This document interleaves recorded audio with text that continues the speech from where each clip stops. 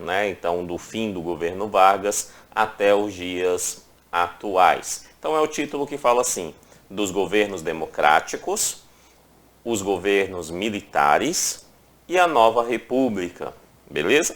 Quando nós falamos sobre os governos democráticos, de fato, o que nós estamos falando é o período que a gente chama de governos populistas. Então, é o período ali do fim da ditadura Vargas até o período da ditadura militar ou da Revolução Militar, conforme está no seu edital, tá? Então, até lá. Depois, os governos militares, que é o período ali, né, do governo militar propriamente dito em nosso país. E aí, depois do governo militar, é o que chamamos de nova república, ali com o Tancredo Neves sendo eleito indiretamente, até chegar ao atual governo da República Brasileira. Beleza? Então, é um título simples, são títulos onde que tecnicamente me parece que eles estão falando apenas dos aspectos políticos, então ele não está focado nos aspectos sociais nesse período com esse título. Então vamos a eles para que a gente consiga acertar as respectivas questões de prova. Beleza, então governo democrático. O governo democrático vai de 45 até 64. Perceba então que é o fim da Segunda Guerra Mundial, fim do governo Vargas, inicia-se um novo modelo, que é o modelo democrático. E vai até 64, porque em 64 nós temos, né, a Revolução de 64, tá? A entrada do período militar em nosso país, ok? Como é que é organizado esses governos? Então, muito simples, né? Assim que Vargas deixa a ditadura, entra-se o período democrático. E aí, quem é eleito primeiro é o Eurico Gaspar Dutra, brother de Vargas. Tá? Amigo de Vargas. Então ele que é eleito. Depois dele, nós temos o próprio Getúlio Vargas, que é eleito novamente, aí já no governo democrático, pois ele foi eleito pelo povo. Tá? O Vargas, aqui, ele termina acometendo suicídio, né? Encerrando assim, então, a sua vida, né? E, obviamente, a sua vida pública. Beleza? Então, Vargas acontece aqui, é aqui que tem suicídio, é aqui, por exemplo, que nós temos a criação da Petrobras, né? Então, a Petrobras é aqui no governo Getúlio Vargas, né? Com a campanha O Petróleo é Nosso, tá? O petróleo é nosso, vem aqui desse governo democrático de Getúlio Vargas. Logo depois do governo Getúlio Vargas, a gente passa, então, a ter um número de governantes todos populistas, mas era um período muito difícil governar o Brasil, porque a gente não sabia muito bem como que isso ia acontecer. Então, logo de cara, por exemplo, nós temos Café Filho, que ficou só um ano, Carlos Luz, que ficou nem um ano direito, né? Nereu Ramos, que também ficou só um ano no governo, tá? Exatamente demonstrando ali um período político durante esse período, tá? Até que então aparece como um nome importante o Juscelino Kubitschek, né, que vai ser eleito em 56 e vai até 1960, tá? Juscelino Kubitschek, ele apresenta então uma demanda política interessante, né, com argumentos políticos que terminam convencendo a sociedade brasileira e se mantendo no poder, se mantendo como presidente. Daqui a pouquinho a gente fala mais sobre ele. Depois é eleito Jânio Quadros, né? Jânio Quadros em 61, Jânio Quadros termina renunciando e quem assume é o João Goulart, que é o governo que vai dar início então ao período militar, né? No governo João Goulart, é ele que termina sendo ali o último governo entre os populistas para entrar o governo militar, que a gente vai entender bem. Beleza, então esse é o histórico político. É essa galera, desses os mais relevantes, é você lembrar do Eurico Gaspar Dutra, que foi logo então o primeiro desse período, Vargas volta, aí depois tem vários, vem Juscelino Kubitschek com um trabalho interessante, né? Depois Juscelino Kubitschek, o Jânio Quadros, que renuncia, você tem que lembrar isso, o Jânio Quadros renunciou, e aí João Goulart assume e é no governo João Goulart que entra o período militar. O que nós temos de característica geral nesses períodos e alguns pontos específicos que precisamos lembrar? Primeiro, todos esses governos são populistas. Eles são populistas por diversos fatores, tá? Mas quando a gente fala de populistas são aqueles governos que tendem a querer agradar o povo. Certo? Essa é a demanda, independentemente de perspectiva econômica, independentemente se isso vai ser bom no futuro ou no presente. Então, é um tipo de governo que foca no agradar o povo atualmente, numa tentativa de se manter no poder, né? Sem se preocupar com quais as consequências desses atos. Então, todos esses governos são tipicamente populistas, beleza? Ok. Tá? O que acontece é que em 46, então, com o fim da ditadura Vargas, nós temos a primeira Constituição brasileira democrática, tá? Que vai ser de 1946, certinho? 46. Ela dá os direitos civis para a população e determina, então, eleições livres em nosso país. Por isso que o Eurico Gaspar Dutra ele é eleito. E aí em diante nós vamos ter todos esses processos eleitorais. Tá? Getúlio Vargas vence novamente a eleição, então ele sai de uma ditadura, vem o Gaspar Dutra, depois é eleito novamente democraticamente, né? E aí termina cometendo suicídio. E em 55 acontece um fator importante, que é a eleição de Juscelino Kubitschek. Tá? Juscelino Kubitschek foi um nome político extremamente importante e a sua campanha focou principalmente em uma campanha novamente populista, mas uma campanha que convenceu a população brasileira, né, que era transformar o Brasil, progredir o Brasil 50 anos em apenas 5 anos do seu governo. Então, em 5 anos ele prometeu progredir o Brasil em 50, tá? Isso na sua promessa política. E quando ele assume o governo, ele tenta fazer isso em algumas demandas, né? Ele aumenta muito a dívida brasileira, exatamente porque ele investe muito, né?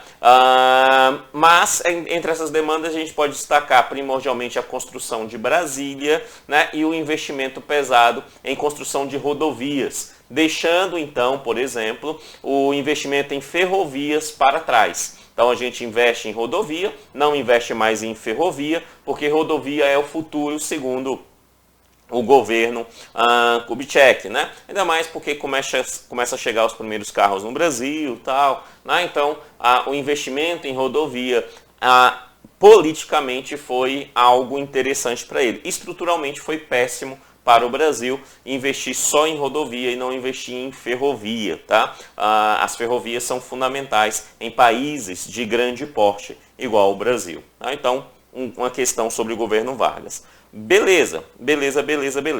E aí entra então, saímos então sobre esse período, né? Só lembrando que o último desse período foi o João Goulart, e eu já volto a falar nele, porque a gente vai entrar então nos governos militares, certo? Como é que funcionam os governos militares? Vamos lá. Primeiro aspecto, os governos militares. Vamos lá.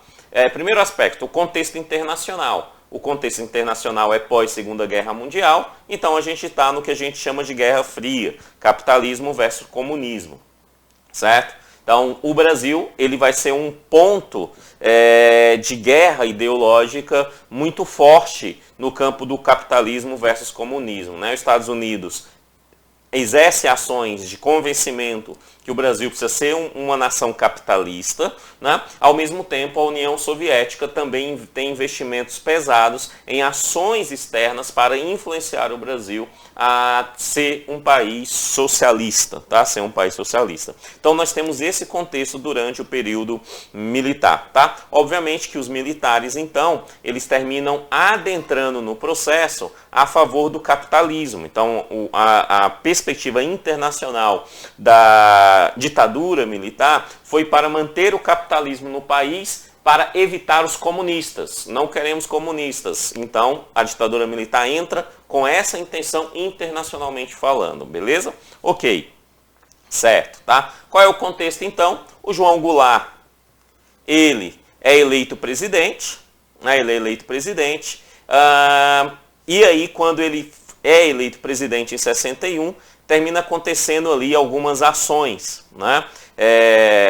João Goulart é eleito exatamente porque ele assume, né, no lugar do Jânio Quadros, que termina renunciando, beleza? Então ele assume no lugar do Jânio Quadros, e aí o João Goulart, o famoso Jango, ele é eleito. Quem é o Jango? O Jango era um político profissional, sempre teve na vida política brasileira, certo? E ele tinha um perfil político que a gente poderia colocá-lo ali num centro-esquerda, tá? Então ele era mais de um político de centro, mas com um pezinho na esquerda. Pronto, isso foi suficiente para colocá-lo dentro dos lados dos comunistas. Então a definição de comunista foi a peste que foi dada ao Jango. Tá? Sim, ele era de esquerda, de centro-esquerda, tranquilamente a gente percebe ações nesse sentido nele, né? E aí foi dada uma peste a ele de comunista. E obviamente que dentro do seu governo, então, como peste de comunista, ele pretenderia trazer o comunismo e transformar o Brasil em um país comunista na perspectiva daqueles que iriam contra o governo do João Goulart, o governo do Jango, beleza? Então, olha lá, ele era um político profissional, ele não tinha apoio da população, tá? E ele tinha ali um aspecto de centro-esquerda, beleza. Acontece algumas coisas no governo Jango que termina dando estopim para que os militares entrem na ação e dê o famoso golpe de 64, tá? Ou Revolução de 64, depende da perspectiva do historiador que está escrevendo esse período para você. Beleza. Entre essas ações, o que acontece no governo João Goulart? Ele faz um comício ali em março, né? E nesse comício ele determina então que, ele diz nesse comício que vai acontecer a reforma administrativa do país, vai acontecer uma reforma bancária e vai acontecer uma reforma agrária. Perceba então que reforma agrária, reforma bancária são típicos assuntos relacionados à esquerda, tá? E aí, obviamente, que ele passa a ter ali uma ação contrária a esse discurso daquele lado que pretende manter um país capitalista, tá? Em resposta a esse discurso, você passa a ter ações de população conservadora que não quer o crescimento socialista do país, tá?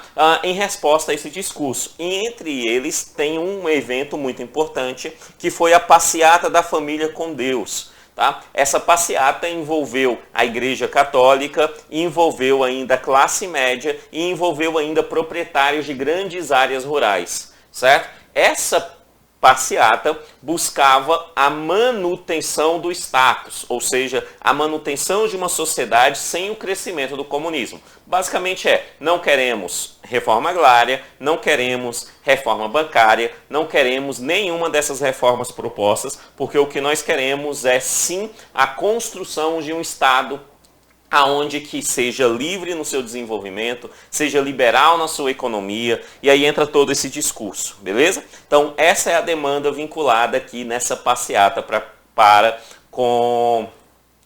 a passeata da família com Deus, beleza? Perceba que está aqui a Igreja Católica dentro, né, com grande força, a classe média também querendo manter ali o seu status de classe média, né, e obviamente o poder capital, então os latifundiários, industriários e comerciários. Beleza. E aí vai acontecendo algumas coisas. Entre essas coisas, como o grande estopim, é que no dias 25 e 27 de março, acontece a revolta dos marinheiros, certo? Nessa revolta dos marinheiros, sindicato tal, termina levando algumas ações. Entre essas ações, né, você tem ali o João Goulart, tendo o apoio do Leonel Brizola, né, contra o alto oficialato da Marinha. Então os marinheiros terminam fazendo uma revolta.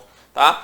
O Leonel Brizola, político também muito experiente e bastante importante na política nacional, mais do espectro à esquerda, termina apoiando o João Goulart contra a Marinha, o alto oficialato da Marinha. Tá? Quando isso acontece, obviamente, o João Goulart dá, então, o viés, a possibilidade das Forças Armadas reagir. As Forças Armadas tinham apoio da população, claramente a gente percebe isso, porque a população não queria o comunismo, a grande massa da população organizada pela igreja, classe média e pelos latifundiários. Professor, e os pobres? A maioria dos pobres não tinha formação acadêmica, né, que pudesse ali falar é melhor o comunismo ou o capitalismo. Ele seguia ali aqueles que melhor lhe aplicavam, certo? Então, se eles trabalhavam nas indústrias, eles iriam servir ali aos seus patrões, né, se trabalhasse na área rural, também aos seus patrões, a grande maioria, a não ser aqueles vinculados a sindicatos. Aqueles vinculados a sindicatos sempre tiveram ali um lado mais à esquerda contrário a isso. Então, em regra geral,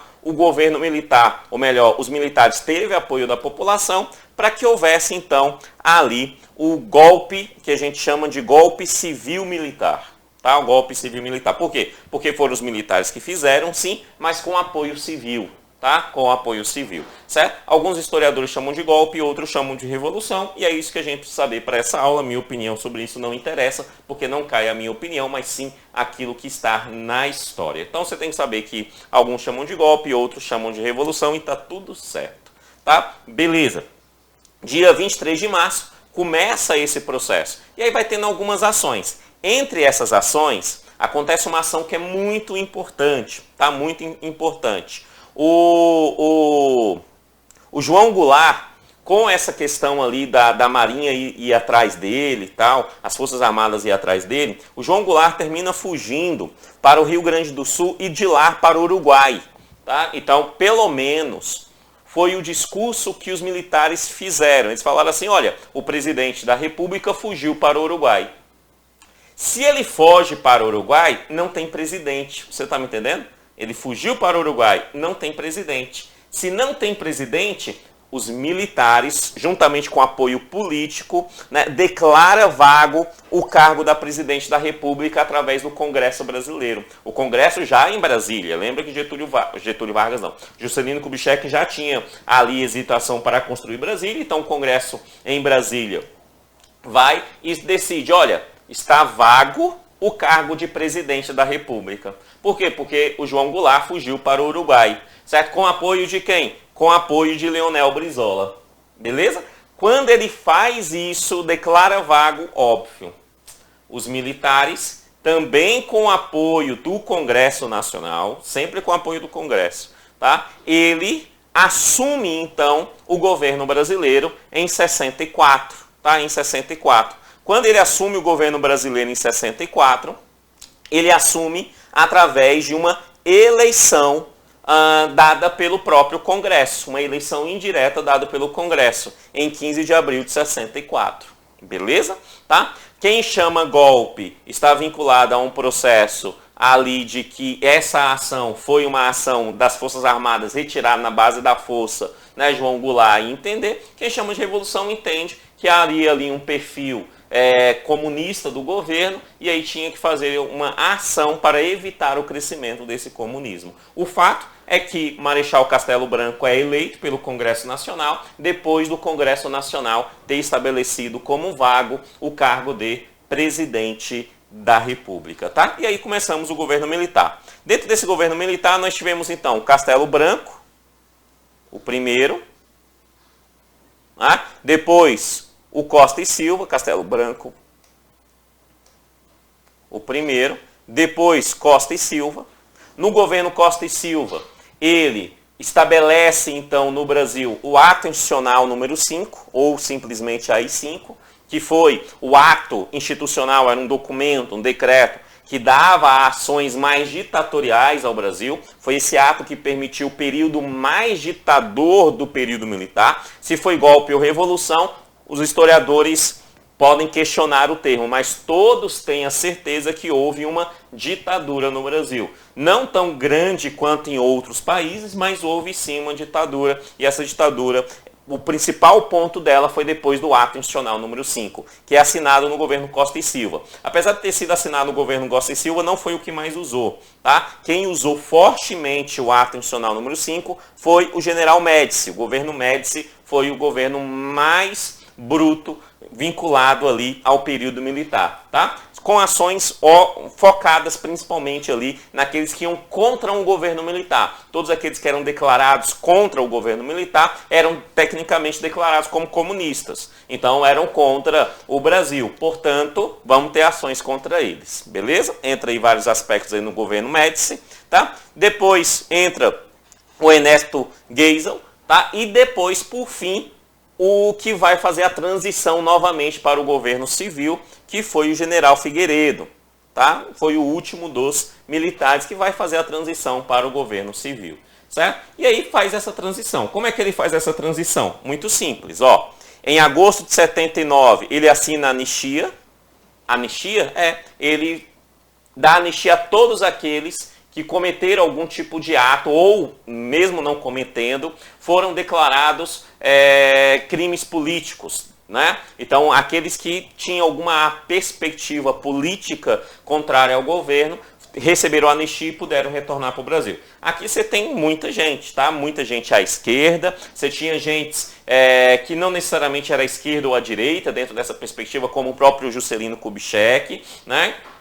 Pela sua força política que ele tinha, né? Então os militares também mandaram ele para fora do país, aí depois ele pôde retornar com a anistia. Então a anistia liberou todo mundo.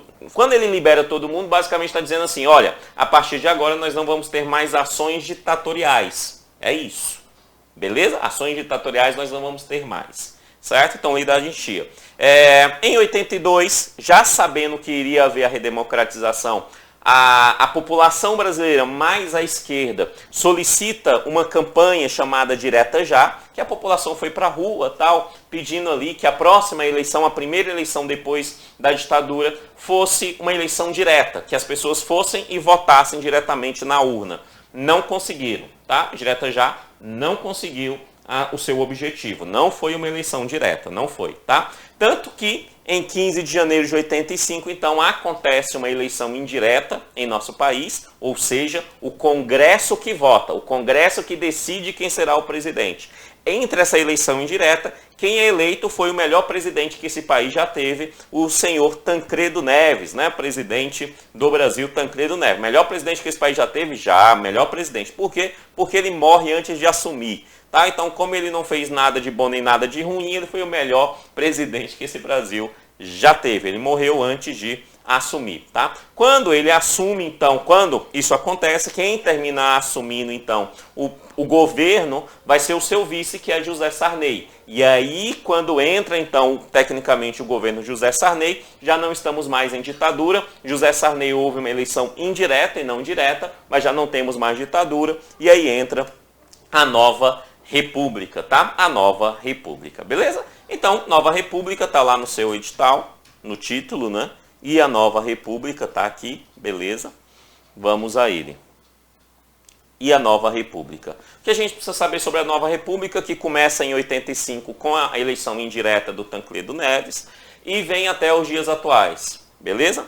Entre eles, tem que nos lembrar que Tancredo não assume. Quem assume, então, é o José Sarney, que era vice dele, tá? E no governo José Sarney, a coisa que você mais tem que lembrar foi um período de hiperinflação. Então tivemos inflação muito forte no Brasil no período José Sarney. Certinho? Muito forte mesmo. Certo? Se a gente fosse comparar algo, eu diria que no governo José Sarney foi até maior do que atualmente está acontecendo, por exemplo, na Argentina.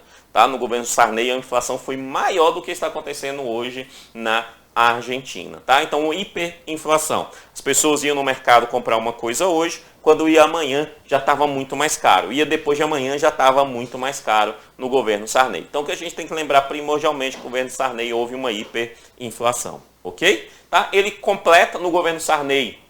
Tivemos então também, temos que lembrar que foi no governo Sarney que nós redemocratizamos o Brasil, então o Congresso Nacional chama ali uma nova constituinte, então deputados são eleitos, deputados constituintes para escrever uma constituição, e aí é escrito então e aprovada a Constituição de 1988, que é a Constituição que nos segue, né, conhecida como Constituição Cidadã, a Constituição atual de nosso país. Também foi durante esse período, não podemos esquecer disso. Beleza. Fernando Collor é eleito, então é o primeiro presidente eleito diretamente depois da redemocratização. Fernando Collor é eleito, tinha muita gente competindo ali contra Fernando Collor, né? Gente importante da política nacional, como Lula, né? Como o Brizola estava concorrendo, né? Nós tínhamos ali vários nomes da política nacional concorrendo a esse período, e aí o Collor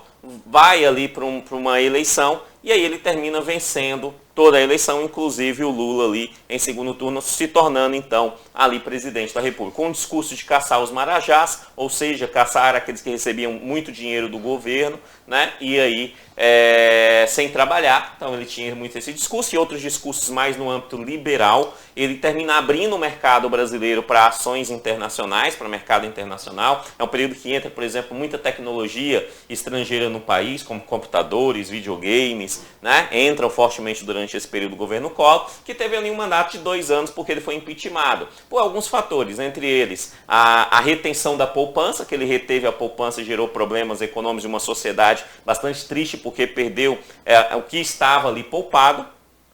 Além disso, ele entra ali com um aspecto de denúncia de corrupção, tá? Através ali de ações voltadas para os recursos públicos, como estopim a compra de uma Elba, né? Um carro Elba que ele comprou da Fiat, certo? Então, além disso, ele entra dentro de um processo aonde que ele pede ajuda à população para defendê-lo, ele pede que as pessoas vá para a rua para defendê-lo em relação a isso, mas as pessoas vão para a rua, que é o movimento Cara Pintada, e quando eles vão para a rua com esse movimento Cara Pintada, é exatamente o contrário, pedindo o impeachment do Collor, tá? Pedindo o impeachment do Collor. E aí o Collor é impeachmentado, beleza? Simples assim. Ok. Quando ele sai, entra o seu vice, tá? Que foi ali o Itamar Franco, que basicamente mantém o governo, faz uma ação, não tem muitas ações no governo Itamar Franco. O que mais se caracteriza no governo Itamar Franco, por exemplo, é que ele retorna à produção do Fusca, né? Que tem até o Fusca Itamar. Então, basicamente é isso, ele investe para que a indústria, a Volks, volte a produzir Fusca em nosso país. Tá? Beleza. Depois disso, há uma nova eleição. No governo Itamar, começa-se também uma transição da moeda, né? Uma transição da moeda, isso é relevante no governo Itamar, que é para a construção do Plano Real, certinho? Isso no governo Itamar. O grande nome que se destaca nessa produção da moeda do real vai ser o Fernando Henrique Cardoso, tá? Que era o ministro ministro do Itamar, e aí quando ele assume, ele termina saindo candidato com isso, somos criador do real, esse negócio todo, e aí ele é eleito. Então o Plano Real provém dele, não só dele, tinha uma equipe econômica por trás forte, inclusive o Ciro Gomes passou por esse processo também, né? E aí ele abre uma nova ação para ter reeleição. Antes dele não tinha reeleição na Constituição, e aí ele termina aprovando a reeleição e ele é reeleito. Fernando Henrique Cardoso é reeleito. Depois da sua eleição entra o Lula como eleito, né? O Lula é o primeiro mandato então do PT, o PT vem saindo candidatos desde da redemocratização, e aí é a primeira eleição do Lula, o Lula é eleito e depois é reeleito, tá? Depois é reeleito. O governo Lula, popularmente, ele conseguiu vender uma ação política interessante para a população brasileira, tanto é que ele foi reeleito, muito bem reeleito, né? E ainda ele conseguiu fazer uma sucessora que politicamente não tinha a história que o Lula tem, por exemplo, no Brasil, que foi a Dilma Rousseff. Dilma Rousseff é eleita dentro ali do PT, a Dilma era do PDT, né, e dela pede então para ir para o PT, porque o Lula iria colocá-la como candidata, e aí ele consegue transferir os seus votos para Dilma. Dilma é eleita, primeiro mandato, e ainda consegue uma reeleição contra o Aécio Neves. Nessa reeleição da Dilma, ela já está numa ação política muito ruim, mediante parte da população brasileira, né, que entra muito fortemente os movimentos no Brasil anti-PT. Tá? E aí tem várias ações, desde lá da questão do aumento do valor do transporte público em São Paulo, e aí dos 20 centavos, e aí a partir daí começam muitos movimentos na rua, né? Sem vínculo partidário e contra o PT e querendo mudança em nosso país, certo? Esses movimentos levam a um impeachment da Dilma dada pelo Congresso Nacional, passando ali pelos trâmites legais. O PT chama esse impeachment de golpe, beleza? Tá? Mas passou pelos trâmites legais, se houve golpe ou não, não entrarei no mérito, mas houve os trâmites ali. Beleza. Assume o vice da Dilma, o Michel Temer. Tá? Michel Temer permanece ali como transição, e aí depois do governo Michel Temer é eleito como resposta a esse movimento anti-PT, sabendo utilizar bem o movimento anti-PT, passando a perna em muitos cacifes da política brasileira, entre ele o próprio PSDB, que seria à direita o nome mais, o partido mais contundente que, caso fosse eleito, seria o PSDB, que sempre foi aquele que foi ali, pelo menos socialmente falando, combatente ao PT, né, seria dele, mas vem um cidadão por um partido pequeno, saindo candidato de um deputado um deputado de nicho, que foi o senhor Jair Bolsonaro, e aí ele consegue crescer utilizando fortemente uma nova tecnologia que os outros políticos ainda não sabiam utilizar, que é a tecnologia da internet e das redes sociais, e aí ele vem com um discurso conservador, liberal, tal, certo? E aí ele é eleito presidente da República,